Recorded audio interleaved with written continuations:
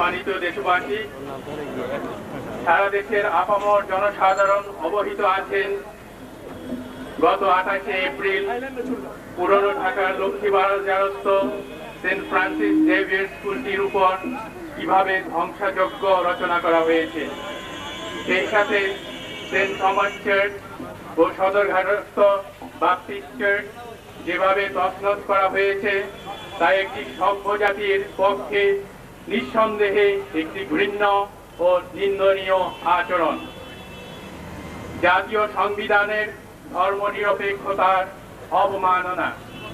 28 April এই ঘটনা হয়। আদালত থেকে রায় পাই যে বিতর্কিত ঘরটা, এই ঘরটা আমাদেরই দখল নেওয়ার নির্দেশ থাকে। তাই আমরা এটা মেরামতের জন্য কাজ শুরু করি। ইতিমধ্যে বাইরে উত্তেজনা শুরু হয়। দুপুর 12টা নাগাদ মসজিদ থেকে মাইক দিয়ে স্থানীয় মুসলমানদের একত্রিত হওয়ার জন্য আহ্বান জানায়।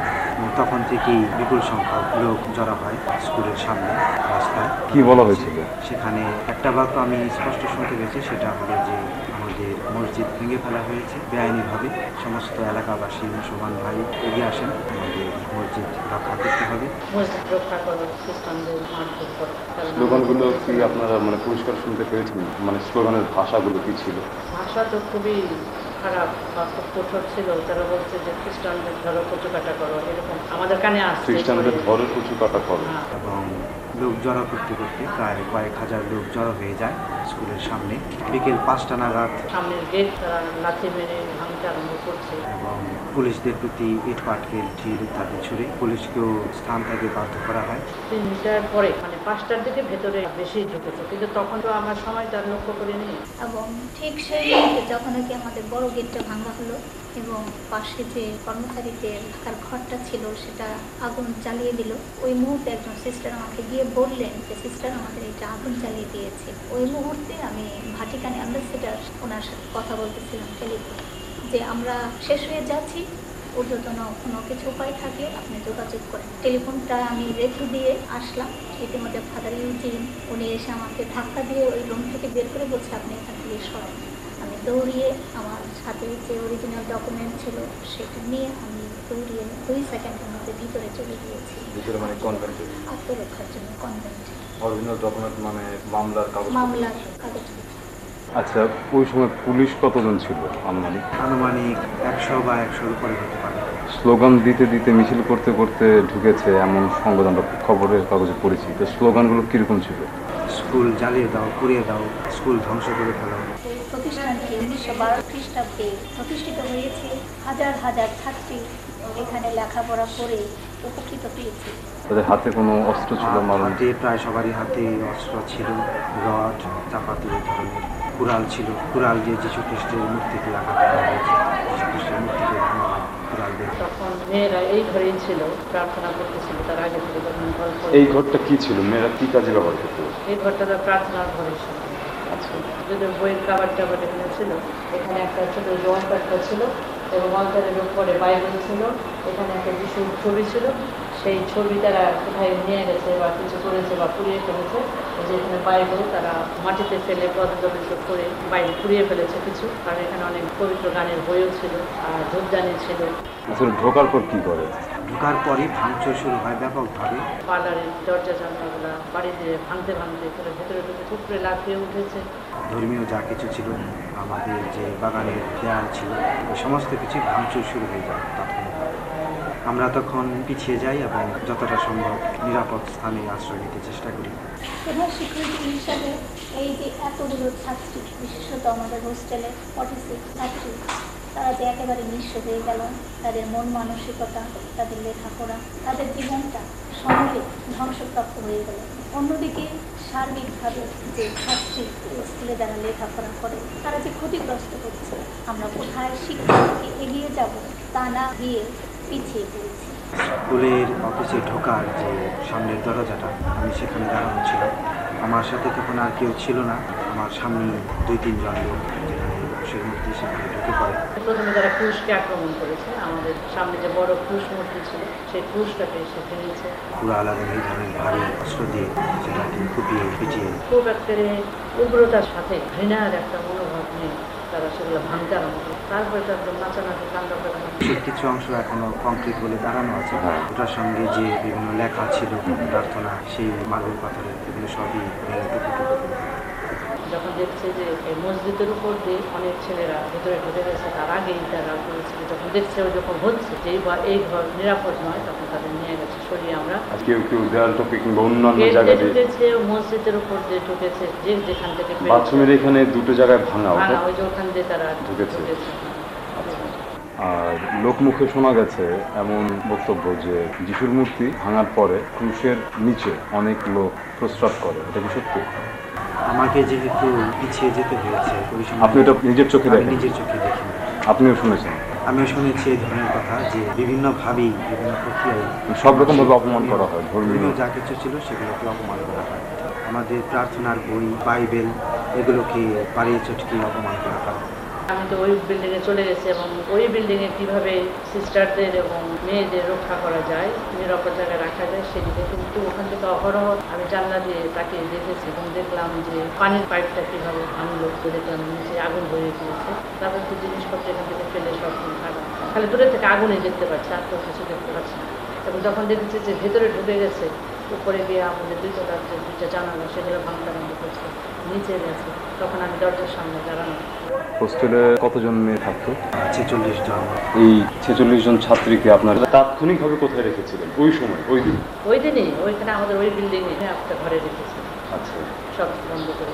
আপনাদের একটা ধারণা ছিল যে কোনো রকমের অপ্রীতিকর ঘটনা ঘটতে পারে? যখনই আমরা দেখতে পেয়েছি যে বাইরে উত্তেজনা হচ্ছে, স্লোগান হচ্ছে, মিছিল হচ্ছে, মাইকে ঘোষণা করে লোক জড়ো করা হচ্ছে, লোকদেরকে উত্তেজিত করা হচ্ছে, তখনই তো আমরা স্পষ্ট টের পেয়ে গেছি যে এখানে বিরাট একটা ঘটনা ঘটতে পারে। ইতিমধ্যে যোগাযোগ করি তাদের অভিভাবকদের সঙ্গে। অনেক অভিভাবকই তাদের দায়িত্বে তাদের মেয়েদের নিয়ে যায়, এবং বাকি অন্যান্যদেরকে আমরা এখান থেকে পরের দিন সকালে বিভিন্ন আমাদের গির্জার এবং সংস্থার সাহায্যে সহযোগিতায় তারা গাড়ির ব্যবস্থা করে দেয়। আমরা এখান থেকে আমাদের দূরবর্তী আরেকটা স্কুলে সরে নিয়ে যাই। বেরোন যাওয়ার পরে 10:30 আমার প্রোগ্রাম কনস্টেবল করছে, দাদা লক্ষ্মীবাজার সিস্টেমটা করছে, আমাদের মেয়েদের নিয়ে এখানে থাকাটা খুবই নিরাপদ না, কিন্তু শিফট করতে আমাদের যাওয়া দরকার, নিয়ে চলে যায়। এবং ওই সময় আমরা চেষ্টা করেছি টেলিফোনের মাধ্যমে যোগাযোগ রক্ষা করার জন্য। আচ্ছা, পুলিশকে আপনারা কখন ফোন করেছেন? পুলিশকে তো দুপুরেই যখন নাকি এটা আরম্ভ হচ্ছে তখনই ফোন করে জানানো হয়েছে। ভিতরে যে মেয়েরা ছিল সেই মেয়েদের সাথে গিয়ে আমি বসে রয়েছি, এবং সেখানেও আমি টেলিফোনে যোগাযোগ করতে চেষ্টা করছি যে কীভাবে কী করা যায়। পুলিশকে আমরা করেছি, এবং আমাদের যে উপর কর্তৃপক্ষরা আছে তাদের আমরা ফোন করে জানিয়েছি যে আপনারা ওখান থেকে যোগাযোগ করেন, কারণ আমরা এখানে কয়টা ফোন করবো, বা আমাদের তো এখানে আত্মরক্ষা করতেই তো আমাদের সময় হচ্ছে, আমরা ফোন করতে পারছি না, যে আমাদের সামনে ভীষণ বিপদ, আমাদের জীবন নিয়ে টানাটানি। অফিসের দরজা ভেঙে ঢোকে, তারপর সবকিছু তছনছ ভিতরে করে। ঢুকে অফিস এলাকা, ক্লাসরুম এবং মেয়েদের থাকার জায়গা, দোতলায় যা কিছু ছিল সবই তছনছ করা হয়, ভেঙে ফেলা হয়। এই রুমটা কি রিডিং রুম ছিল? এটা ছাত্রীদের পড়ার ঘর ছিল। আমাদের ছাত্রীদের মধ্যে 6 জন এসএসসি ক্যান্ডিডেট, তাদের পড়ার বই, খাতাপত্র সব কিছু নষ্ট করে দেয়। বিশেষভাবে এই 6 জন ছাত্রী যারা ম্যাট্রিক দিচ্ছে, তাদের রেজাল্ট কী হবে আমরা অনিশ্চিত। এদের হয়তো জীবনের প্রথম এই পরীক্ষার রেজাল্টটা খুবই খারাপ হবে, এদের জীবনের ভবিষ্যৎ অনেকখানি অনিশ্চিত হবে। তারপর কনভেন্টের উপরে কিরকম চাপ পড়ে? তারপরে ওই দিক থেকে যে মাঠে পশ্চিম পার্শ্বে যে মুসলিম হাই স্কুল আছে, সেখানে অনেক ছেলেরা ছিল যারা খেলছিল বলা যায়, কিন্তু তাদের মধ্যে কিছু নেতাও ছিল যারা নাকি তাদের উস্কিয়ে দিয়ে ছোট ছোট ছেলেদের দিয়ে সব আমাদের রান্নাঘরের সমস্ত জানালা ভেঙে তারা নানা রকমের গালাগালিজ করতে লাগলো, ইট ছুটতে লাগলো ভেতরে, যার সামনে আমরা যেতে পারিনি। যে অবস্থা হয়েছিল তাতে ওই মুহূর্তে যে কীভাবে আত্মরক্ষা করা যায় এবং এতগুলো মেয়ে তাদের রক্ষা করা যায়, সেটাই ছিল আমার সবচেয়ে বড় চিন্তা এবং চেষ্টা। সেই মুহূর্তে যে কীভাবে ঈশ্বর আমাদের শক্তি দিয়েছিলেন এটাকে ফেস করার জন্য আমি নিজেও বলতে পারি। তছনছ করে ফেলে। ইতিমধ্যে কিছু লোক লুটতরাজের তৎপরতাও দেখায়। মেয়েদের যে সমস্ত জিনিসপত্র ছিল, ট্রাঙ্কের মধ্যে কাপড় চোপড়, অন্যান্য মূল্যবান জিনিস, এগুলো ট্রাঙ্ক ভেঙে জিনিসপত্র সরিয়ে লুটতরাজ যেরকম যা হয় তাই করা। আলমারি ভেঙে নিয়ে যায়। ওই সময় যেহেতু গির্জা, হ্যাঁ, আমি গির্জার দিকে চলে যাই, গির্জা ভিতর থেকে বন্ধ রাখি, কিন্তু তারা গির্জার উপর আক্রমণ চালায়। কাঠের দরজা জানালা ভাঙতে পারেনি, কিন্তু তারা ভিতরে ঢুকতে চেষ্টা করে, কাঁচের জানালা সব ভেঙে ফেলে। আর তখনই আমি গির্জা থেকে দেখতে পেয়েছি যে অনেক জিনিসপত্র, কাপড় চোপড় লুট হয়ে যাচ্ছে। তখন এই সিস্টারদের কনভেন্টের উপর কি কোনো সেই মুহূর্তে যেহেতু পুলিশ গেট থেকে ভিতরে চলে আসে এবং ভিতরে নিরাপত্তার জন্য কয়েকজন পুলিশ ভিতরে রাখা হয়েছিল, তাদের বাধাদানের ফলে তারা তখন সেই কনভেন্টের ভিতরে, যেখানে সিস্টার অবস্থান করছিলেন, সেখানে ঢুকতে পারেনি। যে কাণ্ড ঘটেছে, সেই কাণ্ডের প্রেক্ষিতে আমি বলবো যে দেশে তো আইন আছে, তবে হ্যাঁ, আমরা খ্রিস্ট ভক্ত হিসেবে আমাদের উপরে যে আঘাত আনা হয়েছে তার জন্য রুখে দাঁড়াতে হবে শান্তিপূর্ণভাবে, সহিংস কোনো কিছু না। না, নন ভায়োলেন্স। খ্রিস্টীয় আদর্শ হিসাবে খ্রিস্ট আমাদের আদর্শ দেখিয়েছেন, আমরা শান্তির মানুষ। আমরা বিংশ শতাব্দীর শেষ প্রান্তে দাঁড়িয়ে এই জঘন্যতম নারকীয় হামলার তীব্র নিন্দা ও প্রতিবাদ জানাই। যে কোনো শিক্ষা প্রতিষ্ঠান ও উপাসনালয় জাতি, ধর্ম ও বর্ণ বৈষম্যের ঊর্ধ্বে। আপনারা রায় পেয়ে কি 28 এপ্রিল যে সংস্কার কাজ শুরু করবেন, এই ব্যাপারে মসজিদ কমিটিকে কোনো রকম খবর দেওয়া হয়েছিল, কিছু বলা আমি হয়েছিল? ব্যক্তিগতভাবে এই তথ্যটা দিতে পারবো না, এই জন্য যেহেতু আমাদের উদ্ঘাটনের জন্য দায়িত্বে ছিলেন আমাদের আর্চবিশপে যারা নিযুক্ত হয়ে আমাদের পক্ষে মামলাটা পরিচালনা করছিলেন, তিনি হলেন বেঞ্জামিন কোস্তা। এটা তো খুবই দুঃখজনক ঘটনা। এটার ব্যাকগ্রাউন্ড তো সবাই ইতিমধ্যে জেনে গেছে। আমরা বহুদিন যাবৎ একটা পুরাতন ভবন নিয়ে বিরোধ চলছিল মসজিদ কমিটির সঙ্গে। 27 তারিখে আমরা রায় পেয়েছি আমাদের পক্ষে। সেটা নিয়ে আমরা পুরাতন ভবনটি ভেঙে ওখানে গার্ডিয়ানদের জন্য একটা শেড তৈরি করার পরিকল্পনা নিয়েছিলাম। সেই ভবনটি যখন ভাঙতে গেছি, উপরে গজে ওঠা বটগাছ কাটতে গেছি, তখন পার্শ্ববর্তী মসজিদ থেকে এরকম অপপ্রচার চালানো হয় যে খ্রিস্টানরা মসজিদ আক্রমণ করেছে। এটা স্বাভাবিক যে জনগণ তো আর মসজিদ থেকে যখন এরকম একটা ঘোষণা হয়, মসজিদের মাইক থেকে জনগণ বিশ্বাস করে ফেলে এবং বিভ্রান্ত হয়ে আস্তে আস্তে উত্তেজিত হতে থাকে। তবে তথাপি বিকেল 5টা পর্যন্ত সেখানে ঘটনাস্থলে পুলিশ ফোর্স ছিল, তারা এটা থামিয়ে রেখেছে। এক পর্যায়ে ওসি সাহেব নিজে এসে, আমি শুনেছি আর কি, উভয়কে শান্তি শৃঙ্খলা রক্ষা করার জন্য অনুরোধ করে এবং আমাদের কর্মীরা এখন থেকে সরে যায়। কিন্তু বিকেলে 5টার পর দিয়ে চারদিক থেকে নানান রকম লোকজন বিভিন্ন ধরনের অস্ত্রশস্ত্র হাতে নিয়ে এসে ওখানে আক্রমণ করে। শুধু ওখানে না, সেন্ট টমাস চার্চ আর সদরঘাট ব্যাপটিস্ট চার্চ, ওগুলোতে আক্রমণ করে এবং যে ব্যাপক হারে ভাঙচুর করে। এতে অনেক কিছু চিন্তা করার আছে। কেন, যদি আমরা অন্যায় করে থাকি, কোর্ট আছে, আদালত আছে, পুলিশ আছে, আইন আছে, সেদিকে না গিয়ে কেন এভাবে আমাদের উপর আক্রমণ চালানো হলো? সেই হোস্টেলে 50 জনের মতো মেয়ে থাকে, কনভেন্টের সিস্টাররা থাকে, তারা সবাই উভয় আতঙ্কগ্রস্ত ছিল। তারা প্রাণে বাঁচবে কিনা এরকম পরিস্থিতির সম্মুখীন কোনো জীবনে কোনোদিন কল্পনা করেন হতে হবে। তো ওই সময় আমি কোথা থেকে শক্তি পেয়েছি, সব সিস্টারদের কোথায় থেকে তারা করতে পেরেছি বা করার যে সিদ্ধান্ত হঠাৎ করে নিয়ে ফেলছে, সেটা বিরাট ব্যাপার। তবে আমরা মনে করি যে ঈশ্বরের হাত না থাকলে, আল্লাহ ভগবান যাই বলি, তার হাত না থাকলে সেদিন ওই দিন হয়তো আমরা সবাই শেষ হয়ে যাই। কারণ এরকম উগ্র উশৃঙ্খল যে সন্ত্রাসীদের হাত থেকে, তাদের হাত থেকে সমস্ত লোহার জিনিসপত্র, ঢাল তরোয়াল যা ছিল, সেগুলোর থেকে আমাদের আত্মরক্ষা করা কোনো সম্ভব হতো না। আর সামনে মনে করি যে কুমারী মারিয়ার একটা মূর্তি আছে ফটোতে, সেই মূর্তিটাকে তারা কাজ ভেঙে বের করেছে এবং হাতটা ভেঙে দিয়েছে এবং মূর্তিটাকে ভেঙে নেয়। আমার মনে হয় যে মামারিয়া সামনে থেকে। আর তার কিছুক্ষণ পরে তো ঝড় বৃষ্টি আরম্ভ হয়, যার জন্য যে বাইরে হাজার হাজার যে জনতা ছিল তার একটু ছত্রভঙ্গ হয়ে যায়। ঈশ্বরের ধন্যবাদ, যেভাবে তারা আক্রমণটা করেছিল, ওদিন যদি রাত্রে বৃষ্টি না হতো, তাহলে আমাদের এলাকার খ্রিস্টানদের উপরে কিন্তু অত্যাচারটা আসতো।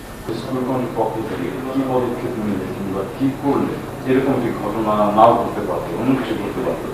এখন হয়েছে কি, যখন এই ধরনের রায়, নিষেধাজ্ঞার রায় আসে, সে লয়ার এবং কোর্টের থেকে বলে যে এটা যত কম লোককে জানানো হয় ততই ভালো, এটা কাজটা তাড়াতাড়ি করাইতে হয়, যাতে বিরোধী পার্টি হায়ার কোর্ট থেকে কোনো রকম আবার নিষেধাজ্ঞা নাকচ করতে না পারে, বাতিল করতে না পারে বা অন্য রকম নিষেধাজ্ঞা না আনতে পারে। ওই সময়টুকুর মধ্যে এটা করাতে হয়, সেই রকম আন্ডারস্ট্যান্ডিং আমার ছিল। এবং জানাইনি তা না, এমন কোনো মহামারী বাদ রাখেনি প্রশাসনের। OC, DC, DC east, SB, NSI, home minister, IG, সবাইকে জানানো ছিল ব্যাপারটা। সবাই জানেন, কারণ এটা 2 বছর যাবত এটা চলছে মামলা। এই বিষয়টা নিয়ে তাদের সঙ্গে আমাদের বিরোধটা চলছে। এমন এক অবস্থা সৃষ্টি করা হয়েছে যে সাম্প্রদায়িক শক্তি এখন এমন অবস্থানে যে রাজনৈতিক দলগুলি সত্য কথাটাও বলছে না বা বলতে সাহস পাচ্ছে না। যাই হোক না কেন, যদি বলছে না তাহলে তারা নিজেরাই সাম্প্রদায়িক, আর সাহস পাচ্ছে না মানে এমন অবস্থা সৃষ্টি করা হয়েছে যে তারা বলতে ভয় পাচ্ছে। এবং সিটি কর্পোরেশনকে জানিয়েছি, ওনারা এসে মাপযোগ করে প্রতিবেদন দিয়ে গেছেন, নকশাকে বলে গেছেন স্পষ্ট এটা ভবনটা স্কুলের মসজিদের নয়, কিন্তু সেটাও তারা মানে না। এবং সেই সরকারি কর্তৃপক্ষের পরামর্শেই সেই নিষেধাজ্ঞাটা ওদের থেকে সেই আদেশটা আনা হয়েছে, আপনারা আপনাদের জায়গায় কাজ করবেন, অন্যকে বাধা দিতে গেলে আমাদেরকে জানাবেন, এটা বলা হয়েছে। এই ধরনের ঘটনায় প্রশাসন ব্যবস্থা নিতে একটা দীর্ঘ সময় লেগেছে। সেখানে সারা বাংলাদেশের কি অবস্থা সেটা তো আমরা বুঝতেই পারছি। লোকমুখে শোনা একটা কথা যে যারা ভাঙচুর করে, এই দুষ্কৃতিকারীরা যখন সবকিছু লুটপাট করে তছনছ করে, এবং তছনছ করার সময় যখন দেখতে পায় যে এখানে কোনো ছাত্রী নেই, কোনো মেয়ে নেই, তখন নাকি ওরা প্রশ্ন করছিল যে কোথায় মেয়েরা, কোথায় শিশুরা। এই কথাটা সত্যি? এই কথাটা খুবই সত্যি। তারা চিৎকার করে জানতে চায় যে এত তাড়াতাড়ি কোথায় মেয়েদেরকে সরানো হলো। তার মানে ওরা আশা করেছিল এখানে মেয়েরা আছে। তাদের এই ধরনের চিৎকার থেকে বোঝা যাচ্ছে যে তাদের একটা টার্গেট ছিল মেয়েদের উপরে আক্রমণ করা। শব্দ শুনেছি কিন্তু দমকলের কোনো কার্যক্রম দেখিনি, কারণ তাদের সামনে নাকি মানুষরা শুয়েছিল এবং তাদের আসতে দেয় নাই। আর ভেতরে যে পুলিশরা ছিল তারা সংখ্যায় খুব কম ছিল প্রথম অবস্থায়। তারাও কোনো অর্ডার না পেয়ে বিশেষ কিছু করতে পারে না, কারণ তাদেরও ঢিল ছোড়া হয়েছে, ভয় দেখানো হয়েছে। পরে যখন নাকি পুলিশ আসছে তখন নাকি কাজ প্রায় শেষ, মানে যা হওয়ার তা হয়ে গেছে। এই ঘটনা যখন স্তীমিত হয়ে আসে, এর মধ্যে পুলিশ নতুনভাবে নিরাপত্তার জন্য অবস্থান নেয় ভিতরে এবং বাইরে। তারপরে রাত্রে স্বরাষ্ট্রমন্ত্রী আসলেন, ওসি আসছেন সুত্রাপুর থানা থেকে, তারপরে স্পেশাল ব্রাঞ্চ থেকে লোক আসছে, ইন্টেলিজেন্স ব্রাঞ্চ থেকে লোক আসছে, অনেক কিছু কিন্তু যা হওয়ার রাত 11টার দিকে সরকার পক্ষ থেকে স্বরাষ্ট্রমন্ত্রী আসেন। তিনি সরেজমিন পরিদর্শন করেন, সমস্ত ক্ষয়ক্ষতি যা কিছু ঘটেছে তিনি তা নিজে পর্যবেক্ষণ করেন এবং তাৎক্ষণিকভাবে তিনি আশ্বাস দেন যেন এটা নতুন করে আক্রমণ না হয় এবং এটার যেন নিয়ন্ত্রণ করা যায়। কিন্তু এই স্কুল অনির্দিষ্টকালের জন্য বন্ধ। আপনার ধারণা কতদিন সময় লাগতে পারে স্কুল আবার চালু হতে? গার্ডিয়ানরা আসতেছেন, তারা বলতেছেন স্কুল খুলে দিতে। তাদের আমি শুধু একটা কথাই বলেছি যে স্কুল আমি তখনই খুলব যখন আমি নিরাপত্তা পাই, এই ক্ষয়ক্ষতি হয়েছে সেই ক্ষয়ক্ষতির ক্ষতিপূরণ হয় এবং অন্যদিকে যে ঘটনাকে কেন্দ্র করে সংঘর্ষ চলছে সেটা সম্পূর্ণ নিষ্পত্তি। এর আগে স্কুল খোলার চিন্তা করতে পারছি। ক্ষয়ক্ষতির পরিমাণ এখানে যেভাবে যা হয়েছে সম্পূর্ণটা আনুমানিকভাবে বলা যায় 1 কোটির মতো হতে পারে। যা গেছে সেগুলো তো আর হয় না, আর সব কিছু যারা তো পুঙ্খানুপুঙ্খরূপে জানে না। এটা তো কোটি টাকার উপরে তো মানে গেছে, এটা তো দেখলেই তো বোঝা যায়। এত বড় বিল্ডিং, এত বড় বিল্ডিংয়ের মধ্যে এত জিনিস ছিল যা গেছে, সেগুলো তো কোটি টাকা দিয়েও তো হয়তো করতে পারা যাবে না এই দিনে। কিন্তু আর্থিক যে ক্ষয়ক্ষতি তার চাইতে সবচেয়ে বড় ক্ষতি আমরা যারা এতগুলো মানুষ ভেতরে ছিলাম, বিশেষ করে আমাদের সিস্টারগণ, আমাদের ছাত্রীরা, মহিলা কর্মচারীরা, অন্যান্য আমরা যারা ছিলাম, গির্জার পরিচালক হিসাবে আমি, আমাদের উপরে যে মানসিক বিপর্যয়, যে মানসিক ক্ষয়ক্ষতি এবং তারও চেয়ে বড় যে আমাদের ধর্মীয় পবিত্র যা কিছু ছিল সেগুলোকে যে অপমানন করা হয়েছে, আর্থিক মূল্য দিয়ে সেই ক্ষতি আমরা নিরূপণ করতে পারি। মূল্যবোধকে ধ্বংস করে দেশে এগিয়ে যেতে পারে না। এবং আজকে প্রমাণিত হয়েছে যে বাংলাদেশ স্বাধীন হওয়ার পরে প্রায় 26 বছর আমরা অতিক্রম করেছি। এই সময় তো আমাদের আরও অনেক বেশি অগ্রগতি অর্জন করা উচিত ছিল, কিন্তু বেশিরভাগ সময় তো আমরা বিভিন্ন ধরনের একটা রাষ্ট্রীয় পর্যায় থেকে একটা বিভেদ সৃষ্টি করা হয়েছে, একটা গণতান্ত্রিক শাসন ব্যবস্থা চাপিয়ে দেওয়া হয়েছে। কিন্তু সত্যিকার অর্থে আমাদের ধর্মনিরপেক্ষ গণতান্ত্রিক রাষ্ট্র ব্যবস্থা অব্যাহত থাকতো এবং সবাইকে সম্পৃক্ত করে দেশ পরিচালনা করা হতো, তাহলে আমরা অনেক দূরে এগিয়ে যেতে পারতাম। ব্রিটিশ হাই কমিশনার আসছিলেন, আমাদের ভ্যাটিকান অ্যাম্বাসি উনি আসছেন, তারপরে জাপানের থেকে কিছু লোক আসছিল, আর এমনি আমাদের যে কারিতাস, আমাদের খ্রিস্টান অন্যান্য যে ব্যাপটিস্ট, অ্যাংলিকান, কারণ তাদের গির্জায়ও অনেক ক্ষতি করা হয়েছে। সেন্ট টমাস গির্জার থেকে আসছিলেন, কারণ ওনাদের ওখানেও হঠাৎ করে ঢুকে অনেক কম্পিউটার ভেঙে ফেলেছে। আমাদের দুঃখ লাগে যখন এরকম একটা ঘটনা ঘটলো, মসজিদ থেকে, মসজিদের মাইকে এভাবে অপপ্রচারের ফলে এই ঘটনাটা ঘটলো। দেখা দৃষ্টি মনে হচ্ছে যেন সেই একটা সাম্প্রদায়িক মনোভাব নিয়ে খ্রিস্টানরা এটা করেছে, মসজিদ ভেঙে করেছে, এই গুজবে বিশ্বাস করে এই কাণ্ড ঘটিয়েছে। তো আমাদের খুবই দুঃখ লাগছে, কেননা আমরা ওখানে তো সেন্ট গ্রেগরি স্কুল, তার পাশেই সেন্ট জেভিয়ার্সের পাশে যে স্কুল, এটা 1882 খ্রিস্টাব্দে শুরু হয়। নিশ্চয়ই আমরা অনেক আগে থেকে ওখানে আছি। গির্জাটা, প্রথম গির্জা ওই তারও আগে নির্মিত হয়, এবং যে ভবনটি বিরোধী ভবন বলে এখন বলা হচ্ছে, সেই ভবনটি 1912 খ্রিস্টাব্দে তৈরি করা হয়, এবং বহু বছর যাবত সেই ভবনটি স্কুল ক্লাসরুম হিসেবে এবং প্রতিবেশীর অফিস হিসেবে রিডিং রুম হিসেবে ব্যবহৃত হয়ে আসছিল। তার মানে যে ওই এলাকায় খ্রিস্টানরা সেই প্রায় 200 বছর যাবৎ ওখানে হিন্দু, মুসলিম, খ্রিস্টান পাশাপাশি বসবাস করে আসছে। এই ঘটনার মধ্যে দিয়ে যে সাম্প্রদায়িক যে সম্প্রীতিটা ছিল সেটা চরমভাবে বিঘ্নিত হয়েছে। ঘটনা এরপরও কোনো দেশে ঘটতে পারে, কিন্তু প্রশ্নটা হলো ঘটার পরে প্রশাসনের প্রতিক্রিয়া বা রাজনৈতিক দলগুলির প্রতিক্রিয়া কি। এই ঘটনাকে যদি রাজনৈতিক দলগুলি খুবই জোরালোভাবে কঠোর ভাষায় নিন্দা করতো, তাহলে ভবিষ্যতে এই ধরনের ঘটনা ঘটাতে তারা কয়েকবার চিন্তা করত। আমার সবচেয়ে বড় অনুভূতি যে আমাদের ঘর, দালান, অন্যান্য জিনিসপত্র নষ্ট করা হয়েছে, সেটা আমার কাছে কিছুই না, সেটা পার্থিব, সেটা আমরা আবার পেতে পারবো। কিন্তু যে ধর্মীয় পবিত্র জিনিসগুলোকে অবমাননা করা হয়েছে, অন্তত সেটা না করে যদি আমাকে ব্যক্তিগতভাবে আক্রমণ করতো, আমাকে মেরে ফেলতো, তবুও সেটা আমার জন্য অনেক সহনীয় ছিল। কিন্তু আমার চোখের সামনে যখন আমাদের ধর্মীয় পবিত্র জিনিসগুলোকে অবমাননা করা হয়েছে, সেটা আমার জন্য সবচেয়ে বরবাদ। মুক্তিযুদ্ধের মাধ্যমে তো আমরা স্বাধীন সার্বভৌম বাংলাদেশ আমরা প্রতিষ্ঠা করেছি মিলিতভাবে, এবং ধর্মনিরপেক্ষ একটা গণতান্ত্রিক সংবিধান হয়েছিল, এবং পরবর্তীকালে যে ৫ম সংশোধনীর মাধ্যমে ধর্মনিরপেক্ষতা বাতিল এবং ৮ম সংশোধনীর মাধ্যমে রাষ্ট্রধর্ম ইসলাম করা হলো, সেটা যে এই দেশের গণতান্ত্রিক শক্তির মোকাবেলা করতে পারেনি, ওইটাই ব্যর্থতা। এটা মুক্তিযুদ্ধের মাধ্যমে যে নীতিমালা স্বীকৃত হয়েছে তাকে বাতিল করা হলো, বিকৃত করা হলো, তার বিরুদ্ধে গণতান্ত্রিক শক্তি মোকাবেলা করতে পারে, সেই জায়গায় তো ব্যর্থতা। সেখানেই তো সাম্প্রদায়িক শক্তির কাছে সাময়িকভাবে হলেও পরাজয়। আমার বিশেষ যে লক্ষ্য ছিল মেয়েদের রক্ষা করা, সেটা কিন্তু পরে যখন আমি দেখলাম যে আমার সামনে, গেটের সামনে যে ক্রুশবিদ্ধ যিশু, তাকে খণ্ড খণ্ড করে ফেলেছে এবং তাকে নিয়ে অনেক অপমাননা করেছে, সেটা চিন্তা করলে আমি আর স্থির থাকতে পারি না। কারণ যে নাকি আমাদের জীবনের সবকিছু, আমাদের ধর্মগুরু, তাকে নিয়ে তারা যে এইভাবে এত অপমান করলো, সেটা আমি সহ্য করতে পারছি না। ঘটনার দিন আমি অনেক ফোন কল পেতে থাকি ওই এলাকার মানুষের কাছ থেকে, যে আমাদের নিরাপত্তা কোথায়, স্কুলের উপর, গির্জার উপরে এভাবে যদি আক্রমণ হতে পারে, আমাদের বাড়িতে ঘরে যে আক্রমণ হবে না, এখন আমরা এখানে থাকবো কি করে, কি নিরাপত্তা দেবে? সেটা তো শোনা যাচ্ছে, শোনা যায় যে অনেকে তো শুনলাম যে বাসা ছেড়ে চলে গেছে, তাদের বাড়িওয়ালারা যারা আছে তাদের মনোভাব পরিবর্তন, অনেকটা পরিবর্তন হয়েছে। আমি যেহেতু এই গির্জার পালক হিসেবে এই লক্ষ্মীবাজার অঞ্চলে যত খ্রিস্টভক্ত আছে, খ্রিস্টান লোকজন আছে, তাদের অভিভাবক আমি, তারা কতটুকু নিরাপত্তার মধ্যে আছে সেই বিষয়ে আমি খুবই উদ্বিগ্ন। কারণ তারা আমাদের জনগণ, আমাদের এখানকার স্থানীয় নিরাপত্তা পেয়েছে, কিন্তু আশেপাশে আমার লোকজন যারা আছে, তারা কে কী অবস্থা আছে আমি ভিতর থেকে এই মুহূর্তে জানতে পারছি না। তারা কে কী অবস্থা আছে, তারা কতটুকু নিরাপদ, সেটার আমি এই মুহূর্তে খুবই উদ্বিগ্ন। আমি আশা করি যে তাদেরও যেন নিরাপত্তার ব্যবস্থা করা হয়, এটা আমি কামনা করছি। সকাল এখন আমাদের হয় অনিশ্চয়ের মাঝে, পলকের মাঝে সকল জীবন ধ্বংস হতে চলে। সকাল এখন আমাদের হয় অনিশ্চয়ের মাঝে, পলকের মাঝে সকল জীবন ধ্বংস হতে চলে। ধুকে ধুকে কত মানুষ মরে, অমানুষ হয় জীবনের দায়, অনাহারে আর তিক্ততা নিয়ে এত লোক প্রভু ছিল না, এত লোক প্রভু ছিল না। ধ্বংসস্তূপে পরিণত এই স্কুলটিতে শিক্ষা লাভ করে বিভিন্ন ব্যক্তিত্ব আজ সমাজে সুপ্রতিষ্ঠিত।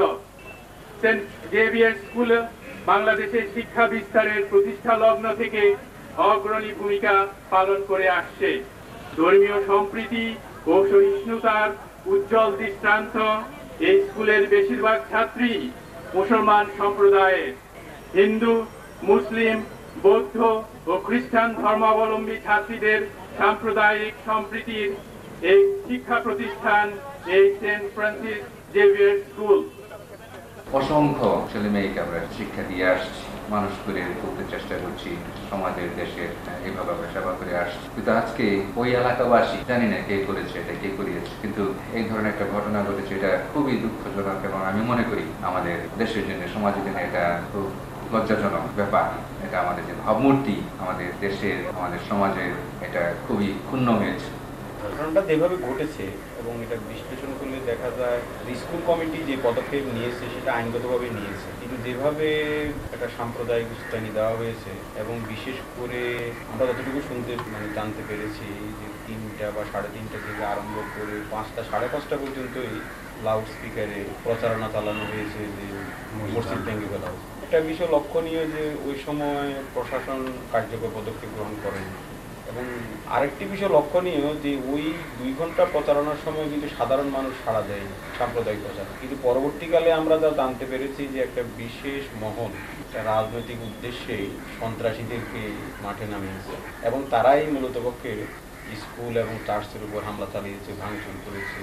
এই যে ঘটনাটি ঘটলো, এরকম এর আগেও আমাদের খ্রিস্টান সম্প্রদায়ের উপরে অনেক রকমের অত্যাচার চলেছে। এই ব্যাপারটি যেরকম জমি জমা সংক্রান্ত একটা ব্যাপার, কিন্তু এটা চলে এসেছে একটা ধর্মীয় ইস্যুতে, ঠিক এরকম এর আগেও ধর্মীয় ইস্যুতে, ধর্মীয় অনুভূতিতে অনেক আঘাত করা হয়েছে। আমার প্রশ্ন আপনার কাছে এই যে বারবার যে ঘটনাগুলি ঘটছে এবং আমরা এই যে সবচেয়ে অনেক বড় একটা ঘটনা, অনেক আলোচিত আলোড়িত এই দেশে বর্তমানে এই ঘটনাটি, এরপর আমাদের খ্রিস্টান সমাজে আপামর সব রকমের জনসাধারণের, father, sister, bishop, arch bishop, আবাল বৃদ্ধ বনিতা যারা আছে, আমাদের করণীয় কি? আমরা কি করব? এত ঘটনা ঘটার পরে, এত অত্যাচারিত হবার পরে, ধর্মীয় অনুভূতিতে এত আঘাত পাবার পরে আপনার কি মনে হয় আমাদের কি করা উচিত?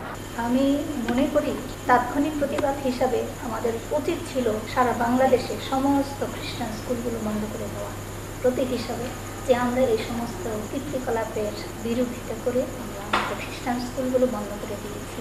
তখন আমরা দেখতে পেতাম হয়তো যে ওদের প্রতিক্রিয়াটা। সামান্য একটা জায়গা নিয়ে কিন্তু ধর্মের উপরে, আমাদের খ্রিস্টের উপরে, আমাদের পবিত্র বাইবেল, তাকে অপমাননা করা, এটা আমি মনে করি যে খুবই জঘন্য কাজ হয়েছে এবং আমরা খ্রিস্টান সম্প্রদায় হিসাবে আমাদের অবশ্যই এর জন্য কিছু করা উচিত। আজকে হলো এই ঘটনার 13 দিন। বাংলাদেশের সবাই বা পৃথিবীর সবাই জানো যে এত বড় ঘটনা থাকিতে আমরা এটার ব্যাপারে সচেতন, তবে কিছু করা দরকার, চুপ করে বসে থাকলে চলবে না। প্রতিবাদ তো করা উচিত। শিক্ষা প্রতিষ্ঠানের উপরে, তারপরে 3টা গির্জার উপরে হামলা হবে, এটা তো যে কোনো বিবেকবান, যে কোনো সচেতন মানুষের প্রতিবাদ করা উচিত। তাহলে আপনি প্রতিবাদকে সমর্থন করছেন? হ্যাঁ, প্রতিবাদ অনেকভাবেই করা যায়, কিন্তু আমাদের খ্রিস্টীয় মূল্যবোধ বজায় রেখে আমরা অবশ্যই প্রতিবাদ করবো। আমাদের প্রতিবাদ তো করতে হবেই। আমাদের এখানে এক ধরনের পরিস্থিতি সৃষ্টি করা হয়েছে ওই দেশ, মুসলমানের দেশ, এই সাংবিধানিক পরিবর্তনগুলোর মাধ্যমে, এবং এই যে করা হয়েছে এর কারণেই কিন্তু ওরাও উৎসাহ পায়, মদত পায় সাম্প্রদায়িক শক্তি।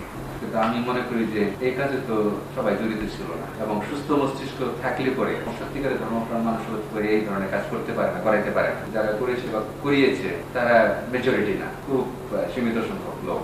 এখন উদ্দেশ্য কি এটা হয়তো আমি ব্যাখ্যা করতে পারবো না, কিন্তু আমি মনে করি যে হিন্দু, মুসলিম, খ্রিস্টান পাশাপাশি বসবাস করছে এবং করবে, সেটা সময় নষ্ট হবে না। কিন্তু তাৎক্ষণিকভাবে সাম্প্রতিক ঘটনার পরিপ্রেক্ষিতে এটা ভয়টা আসাটা সেটা স্বাভাবিক। এই ব্যাপারটা আমরা তো মনে করি যে বিশেষ করে আমাদের প্রচার করা দরকার যে এরকম ঘটনা আমাদের বাংলাদেশে খ্রিস্টানদের হয়েছে, এই যে ঘটনা ঘটছে তখন মূল্যায়ন করা দরকার। এই সাধারণ ব্যাপার নিয়ে হঠাৎের মধ্যে তারা 3টা চার্চ আক্রমণ করলো, পুরাইলো, একটা স্কুল প্রায় ধ্বংস করে দিল। এই পরিপ্রেক্ষিতে আমাদের এখানে আরো ব্যাপকভাবে জানান দরকার যে আমরা এখানে খ্রিস্টানদের নিরাপদ না। যে জিনিসটা তখন শুধু হিন্দুদের উপর ছিল, এখন খ্রিস্টানদের উপর সেই জিনিসটা থাকছে। 72-এর যে সংবিধান, ধর্মনিরপেক্ষ গণতান্ত্রিক সংবিধান, সেই সংবিধান পুনরায় প্রতিষ্ঠিত করা হোক এবং প্রধান রাজনৈতিক দলগুলি এই ব্যাপারে একটা ঐক্যমত্য এবং সমঝোতায় আসুক। আমরা চাচ্ছি সুষ্ঠু সমাধান, সরকারের কাছ থেকে অনেক আমরা আবেদন নিবেদন করে সেই সুষ্ঠু সমাধান চাচ্ছি, কিন্তু শেষ পর্যায়ে কি আমরা পাবো সেটা এখনো বলতে পারছি না। আমার অনুভূতি, এটা ভেতরে যা হচ্ছে বাইরে সেটা আমি প্রকাশ করতে পারছি না। সেদিন আমার যে ভয় ভেতর যে আমার ফেটে যাচ্ছিল যে কীভাবে এই মেয়ে যে বা কী ঘটলো, এটা এত বর্বর আর এত সাংঘাতিক মানুষ, আমরা যে এত অনিষ্ট বা এত মানুষেরকে এত জঘন্যভাবে যে প্রতিশোধ নিতে পারি, এটা আমার মানে কল্পনার অতীত। এবং এটা যে হবে সেটা আমি কল্পনাও করতে পারিনি কোনোদিন। যে মানুষের ভুল করে হয়তো বা কোনো একটা কিছু অন্যায় হয়, কিন্তু তার জন্য অনেক আছে, কোর্ট কাছারি আছে। তো এইভাবে যে প্রতিবেশী হয়ে বা দেশের মানুষ, আমার নিজের দেশের মানুষ যে এইভাবে আমাদের উপরে, বিশেষ করে আমরা যে মহিলা, আমাদের উপরে যে এইরকম সাংঘাতিক করতে পারে, সেটা আমি আমার ভাষায় প্রকাশ করতে পারে না, আমার ফিলিংসগুলো। তবে আমি একটা শক্তি অবশ্যই পেয়েছিলাম যে ওই মুহূর্তে নিজেদের বাঁচাবার জন্য, তা না হলে পরে এখানে আমার মনে হয় রণক্ষেত্র বা রক্তের ক্ষেত্র হয়ে যেত ওই দিন। এখনও আমি চিন্তা করতে পারি না যে কী হয়ে গেল এবং কীভাবে আমরা রক্ষা পেলাম সেটা। তবে আমার সত্যি অনেক দুঃখ হয় চিন্তা করলে যে আমরা যাদের জন্য জীবন দিচ্ছি বা দিয়েছি, যে সমস্ত দেশের মানুষের জন্য আমরা তো উৎসর্গীকৃত প্রাণ, দেশের স্কুলে ছেলে মেয়েদের যাদের লেখাপড়া শিখিয়ে সমাজের এবং দেশের উন্নতি করতে যাচ্ছি বা জনগণের উন্নতি করতে যাচ্ছি, শিক্ষিত করতে যাচ্ছি, এবং তাই সেই সমস্ত মানুষের দ্বারাই যে আমাদের এইরকম একটা ঘটনা ঘটতে পারে, আমাদের জীবন নিয়ে তারা ছিনিমিনি খেলতে পারে, সেটা আমি কল্পনা করলে আমি আর ঠিক থাকতে পারি না। তবুও থাকতে হয় এই জন্যে, যেহেতু আমি ইনচার্জে আছি, আমাকে শক্ত হতে হয় বলে আমি শক্ত, না হলে মনে হয় আমি নার্ভাস ব্রেকডাউন করে পাগল হয়ে যেতে পারতাম। সেদিন আমি পুলিশের সামনে কেঁদে ফেলেছি যে কী হলো, কীভাবে আমি আমার এই মেয়েগুলা, ছোটো ছোটো মেয়েদের আমি রক্ষা করতে পারলাম। তাদের যদি কিছু হতো তখন আমি হইতে যাব, মানে ওইখানে যে দরজা ধরে দাঁড়িয়েছিলাম, হাতে আমার একটা রড ছিল, আমি দরজা ধরে তাদের সাথে আমি বলছি যে তোমাদের মা বোন নাই, তোমরা যেইভাবে করতে আসছো এখানে, আমার আর বলার কিছু ছিল না। কিন্তু আমি শক্তি আসলেই পেয়েছি ঈশ্বরের কাছ থেকে, তা না হলে ওই দিন আমি ঠিক থাকতে পারতাম না, বা ওই দিন যদি দুর্বল হয়ে পড়তাম তাহলে সবই শেষ হয়ে যেত। যেমন আজকে যদি রাজনৈতিক দলগুলো অনুভব করতো যে না, সাম্প্রদায়িকতাকে ব্যবহার করলেও আমি ক্ষমতায় গিয়ে সাম্প্রদায়িকতাকে ব্যবহার করতে পারবো না, একটা গণতান্ত্রিক ধর্মনিরপেক্ষ সংবিধান রয়েছে, তখন তারা যদি এটা করতো না। তার মানে রাজনৈতিক দলগুলো যে ভূমিকা পালন করছে, পেছনে তাদের অনুভব এরকম যে আমরা যাই করি না কেন সংবিধানে যখন আছে তখন আমাদের এত চিন্তা কি। আমার প্রশ্ন হচ্ছে, আমাদের উপরে এত যে অত্যাচার করছে, আমাদের খ্রিস্টান মন্দির থেকে কখনো কোনো কিছু বলা হয় না কেন? এই ঘটনা আমাদের বিরুদ্ধে কখনো কোনো কিছু বলা হয় না, কোনো প্রতিক্রিয়া ব্যক্ত করা হয় না কেন? সবকিছু মুখ বুঝে সহ্য করা হয়। এতে কি এমন হচ্ছে না যে তারা আরো সুযোগ পেয়ে যাচ্ছে, মনে করতে পারছে যে এদেরকে কিছু করলে এরা কখনো প্রতিবাদ করতে পারবে না, কখনো কিছু বলতে পারবে না, ঠিক আছে এদের উপর হামলা করা হোক? এখন হয়েছে কি, এটা একটা সহজ উত্তর দেওয়া ঠিক না, সহজ উত্তর বলতে নেইও। যে কোনো দেশে যে কোনো মাইনরিটির উপরে সেই যারা মেজরিটি, তাদের এরকম মাঝে মাঝে এটা সেই বিভৎস রূপটা, চেহারাটা প্রকাশ পেয়ে যায়। তবে তার মানে না যে সব মানুষ এরকম ধর্মান্ধ বা ধর্মের জন্য এটা করে। বিভিন্ন জনের বিভিন্ন রকম স্বার্থ থাকে, সেই উদ্দেশ্যে করে বা করায়। এই পরিপ্রেক্ষিতে আমি মনে করি আমাদের একটা স্ট্রং জাতীয় সংস্থা থাকা দরকার, যার মাধ্যমে এইসব জিনিসগুলোর সাথে সাথে হস্তক্ষেপ করা যায়। যেমন এবার এই ব্যাপারটা কেমন হয়ে গেল, ওদিন কেউ ডাকার ছিল না, কেউ স্টেটমেন্ট দেওয়ার ছিল না আমাদের পক্ষে। হয়তো ফাদার বেঞ্জামিন একটা স্টেটমেন্ট দিয়েছে তার নিজের পক্ষে, কিন্তু আমাদের সমাজের পক্ষে একটা স্টেটমেন্ট দেয় না। যদি আমাদের বাংলাদেশ খ্রিস্টান অ্যাসোসিয়েশন স্ট্রং থাকতো, তাই হয়তো তার জীবন চলে যেতে পারতো, কমিউনিস্টরা অন্যান্য এসব যোগাযোগ করতে পারতো। একটা সংস্থার পক্ষে যোগাযোগ করা থেকে আমরা এককভাবে যে যোগাযোগ করেছি, এটা কিন্তু অত গুরুত্ব পায় না। প্রশাসনের সবাই এখানে এসেছে, জাতীয় রাষ্ট্রীয় পর্যায়ে মোটামুটি কিছু সংখ্যক, তবে ওনারা আমাদের অনুরোধে আসছে, ওনারা স্বেচ্ছায় আসেন। এখন যে ঘটনাটা ঘটলো এটাই প্রথম ঘটনা নয়, অনেকবারই বিভিন্ন সময়ে এরকম ঘটনা ঘটেছে।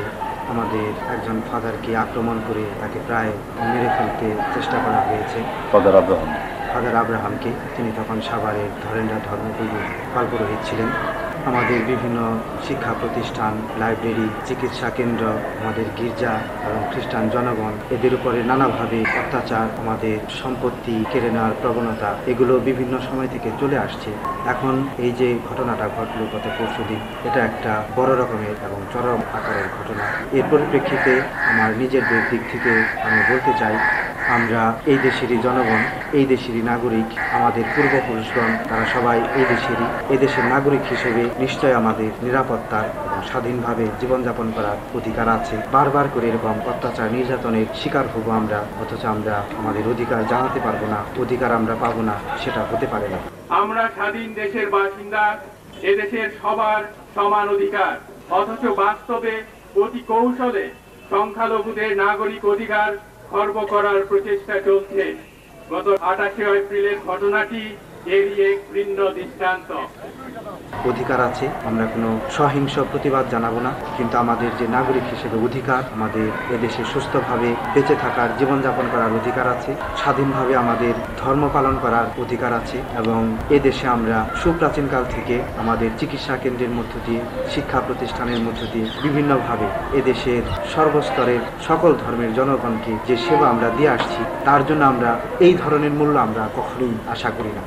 তার মানে আপনি মনে করেন যে পেছনে পরিকল্পিত একটা স্বার্থান্বেষী মহল কাজ করেছে, কারণ কাজ না করতো তাহলে 2 ঘন্টা পর্যন্ত তো সাধারণ মানুষ সাড়া যায় না।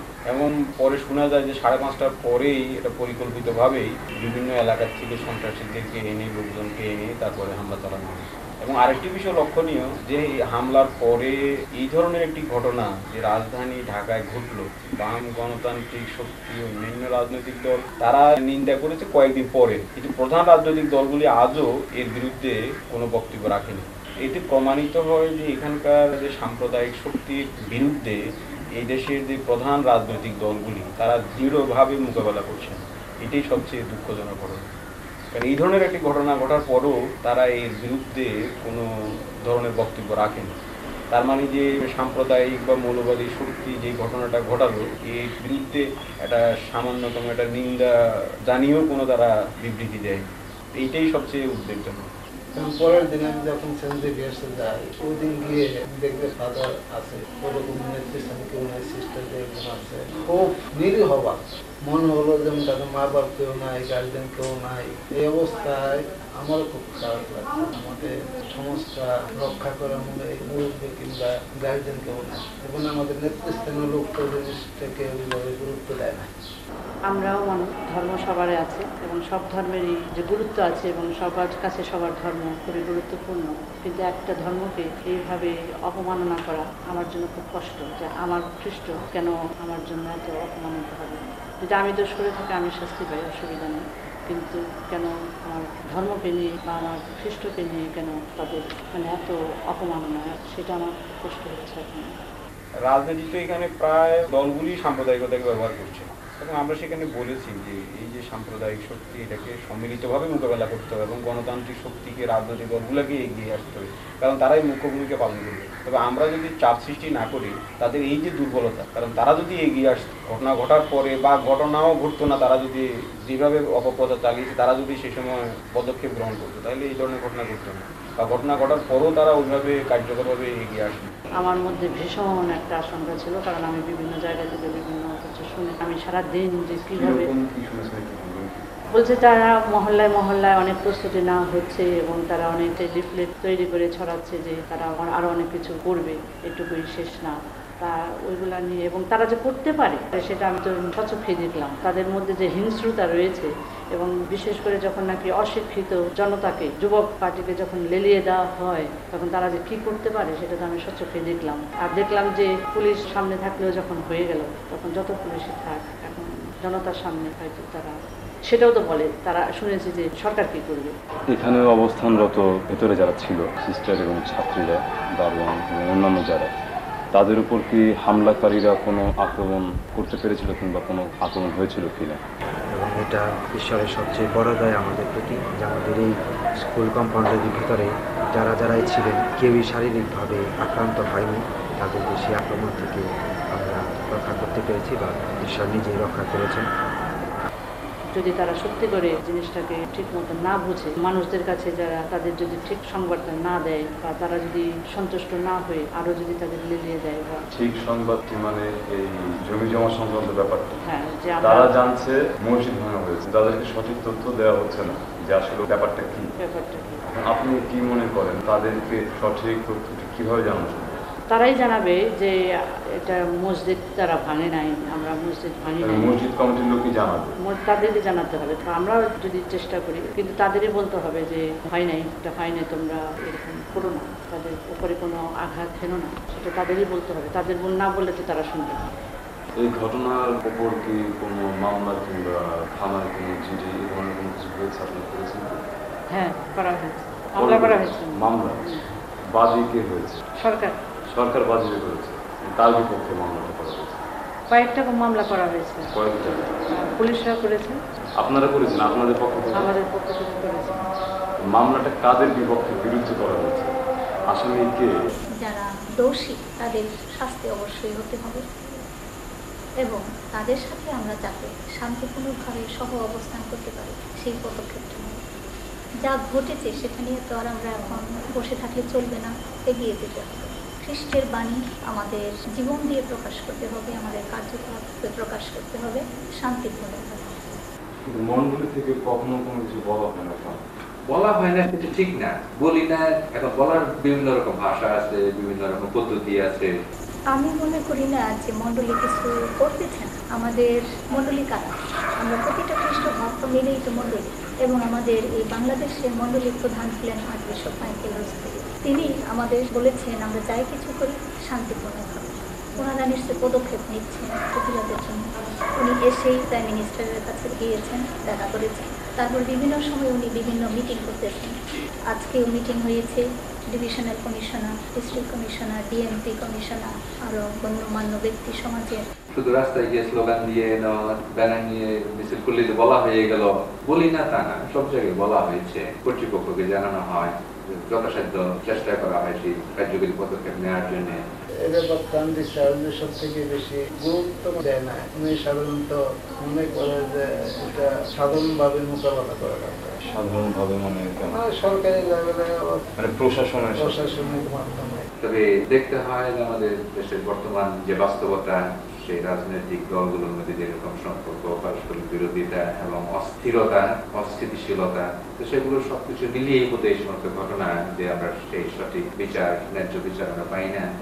কেননা সরকার যদি স্ট্রং হতো, যা মুখে বলে সেটা যদি কার্যত করতে পারতো, তাহলে তো বোধহয় পরিস্থিতি অন্যরকম হতো। হিন্দুদের অনেক মন্দির অনেকবার এরকম নষ্ট করে ফেলেছে, কিন্তু অনেক প্রতিবাদ তো হয়েছে, সরব প্রতিবাদ হয়েছে, কিন্তু সেই এখনো কি হিন্দুরা নিরাপদ বোধ করছে?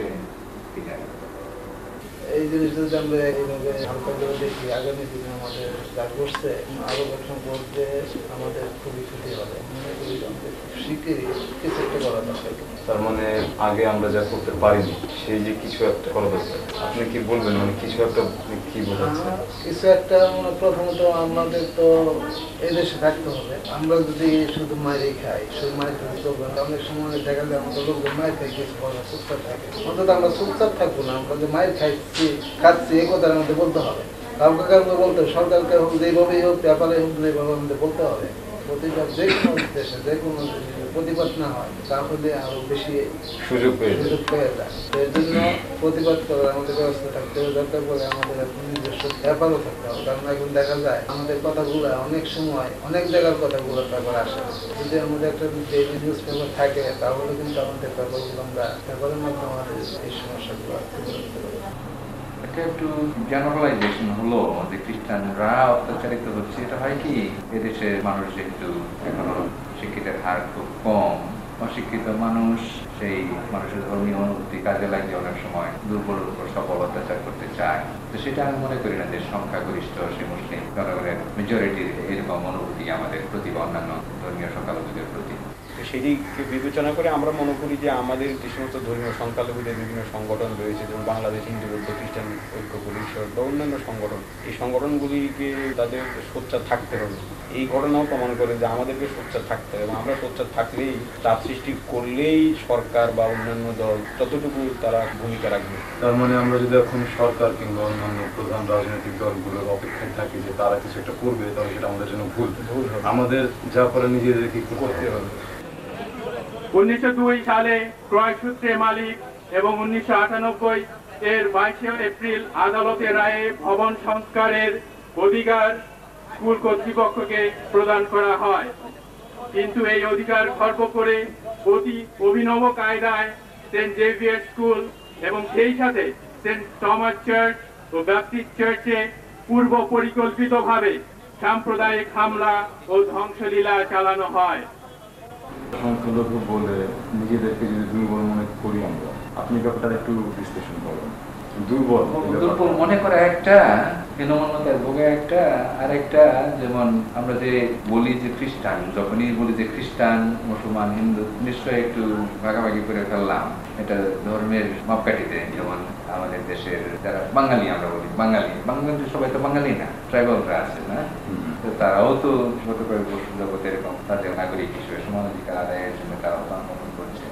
এভাবেই হয় আর কি, যে কোনো দেশে সেই ধর্মীয় হোক, ভাষাগত হোক, সেই জন্য সরকারের দিক থেকে সেই এবং বিভিন্ন সংস্থার থেকে সেই প্রক্রিয়া চালানো হয় যাতে সেটা না হয়, সেই ভেদাভেদটা বৈষম্যটা যেন জোরদার না হয়।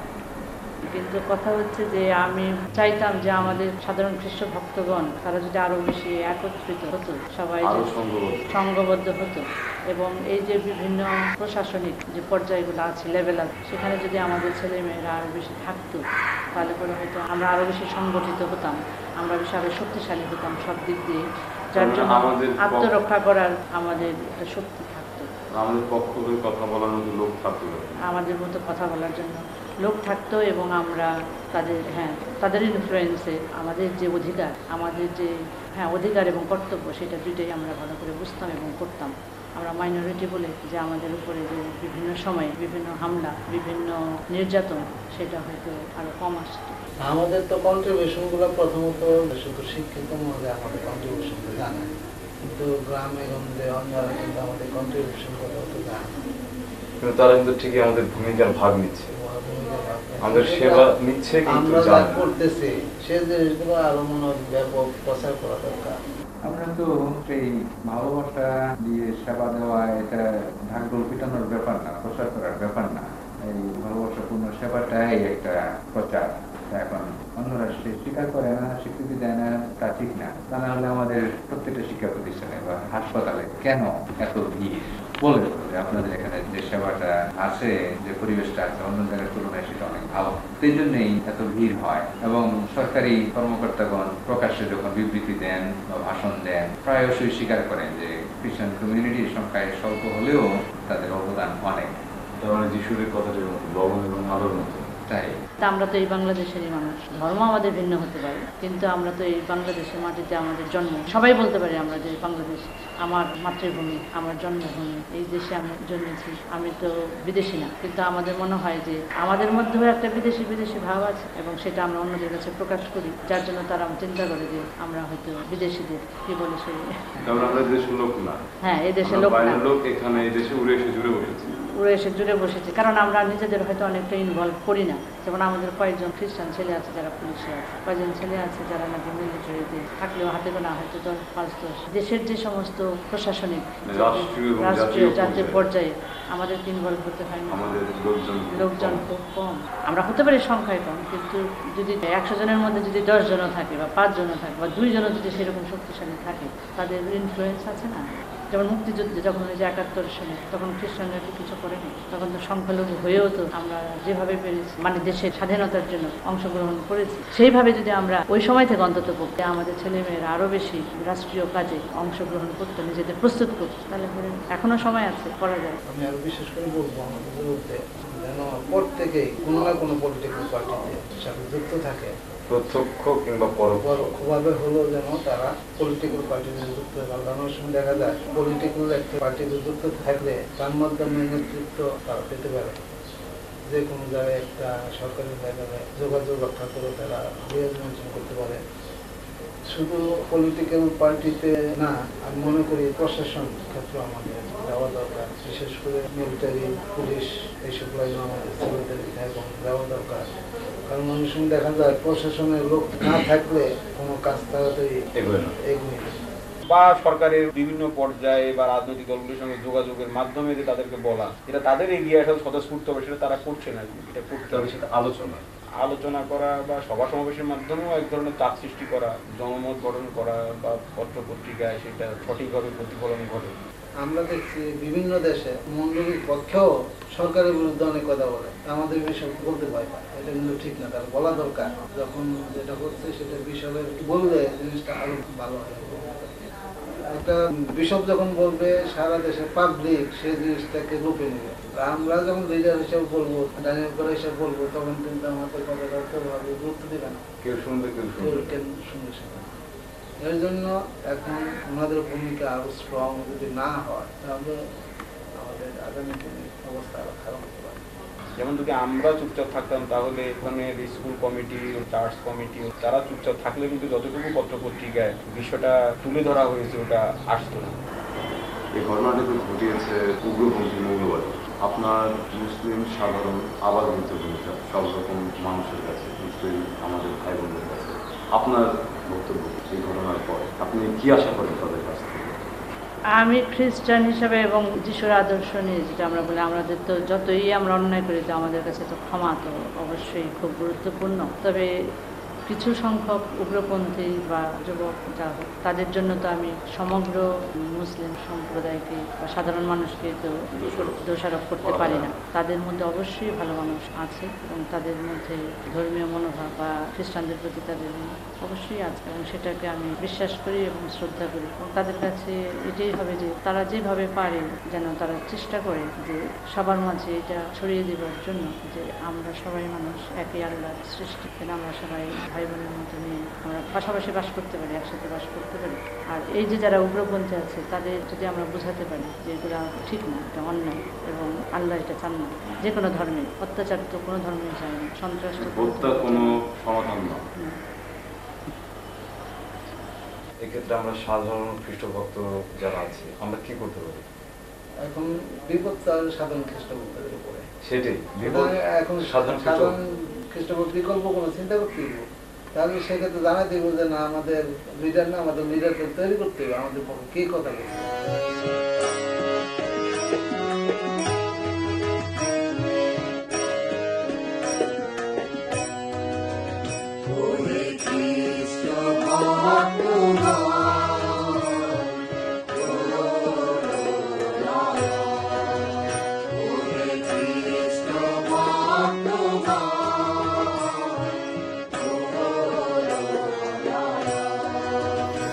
এটাই তো আমার খ্রিস্টের শিক্ষা, ভালোবাসা খ্রিস্টের শিক্ষা, অন্যায়ের প্রতিবাদ করাটাও খ্রিস্টের শিক্ষা।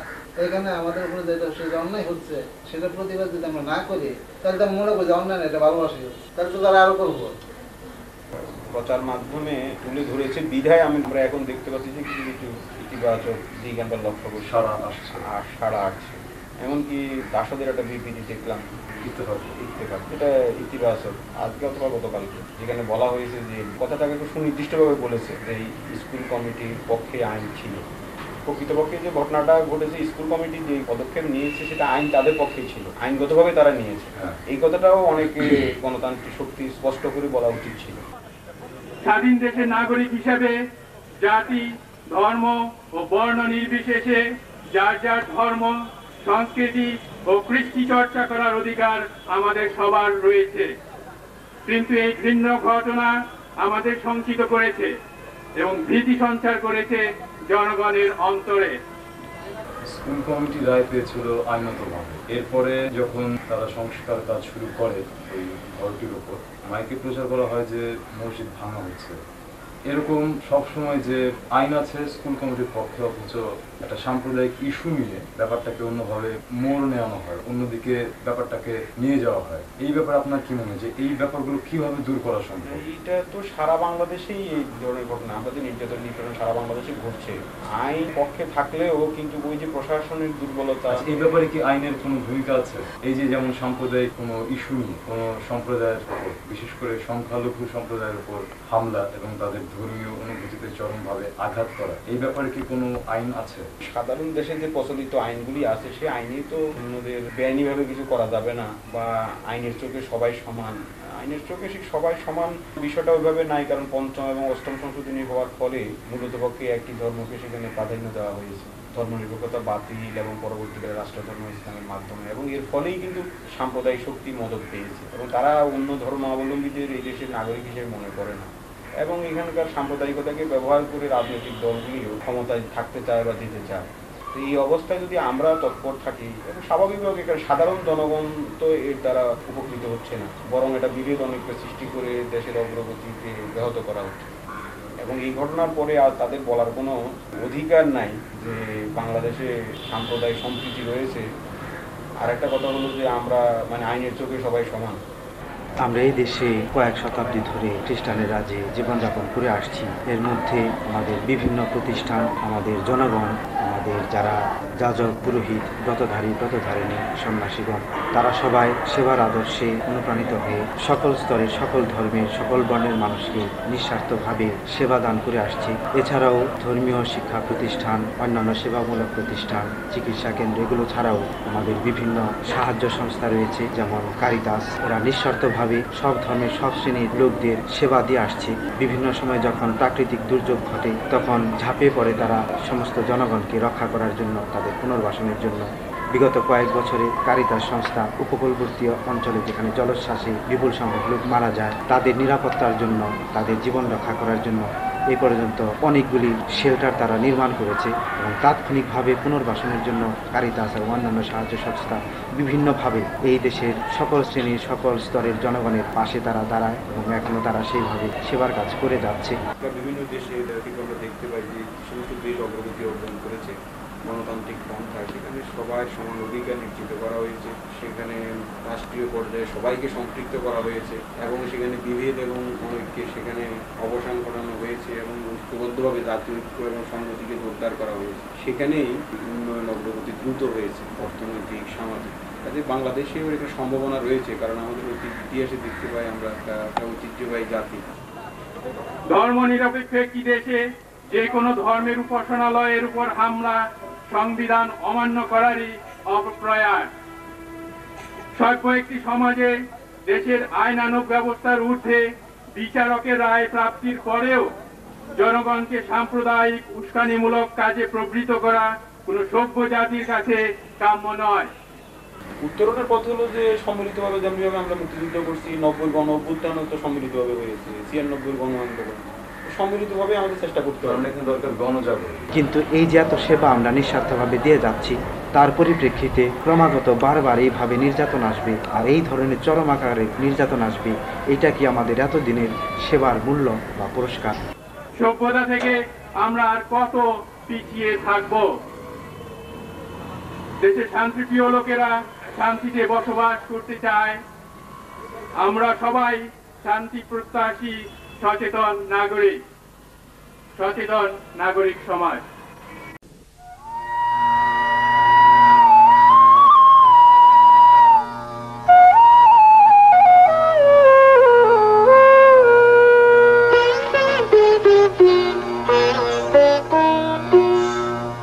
তোমার রাজ্য আসুক প্রভু, তোমার রাজ্য আসুক, তোমার রাজ্য আসুক প্রভু, তোমার রাজ্য আসুক। এই নিরাশার পৃথিবীতে, এই হতাশার পৃথিবীতে, এই নিরাশার পৃথিবীতে, এই হতাশার পৃথিবীতে, এই বেদনার পৃথিবীতে তোমার রাজ্য আসুক প্রভু, তোমার রাজ্য আসুক।